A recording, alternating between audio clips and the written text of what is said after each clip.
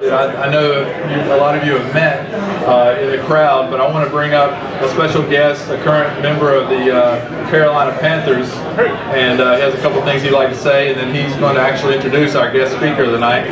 So he's a starting linebacker for the Panthers, number 50. I'm sure all you guys know. I was told, I learned a few things tonight, and she set the franchise record for tackles and starts. And so let's give it up. Let's give a round of applause to James Anderson.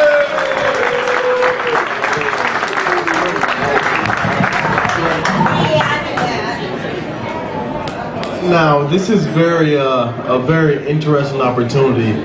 When they told me Coach Cav was coming to town, I was very excited to come say hello, and they said I would even get an opportunity to introduce him. So when they told me this, I had a couple thoughts run through my mind. First of all, I got to be careful because he's coming up next. That's the first thing. And second of all, I know a lot about this young man. First of all, you guys know Coach Cav has been coaching since 1915. And he's been around for a couple of years, but the one thing about him that you all know is he is who he is, and he's that way all the time. Funny story, I was a redshirt sophomore, my first time playing in Coach Cav's position, and the one thing I noticed right away was you never did anything right. Didn't matter. If you spelled your name the right way, he didn't tell you to do it that way, it was wrong. And you know, we had a technique where you had to take 2 steps before you can read a play and then go play. And I would never take 2, I always took 1. And they would always come, James, you know, you gotta take 2 steps, not 1, and just go nuts. But the thing you learn is through all the harassment and all the rigmarole and all these different things that he loves you as a person, he loves you as a player.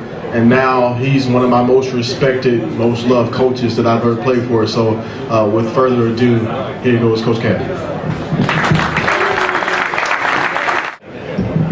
James, don't go away.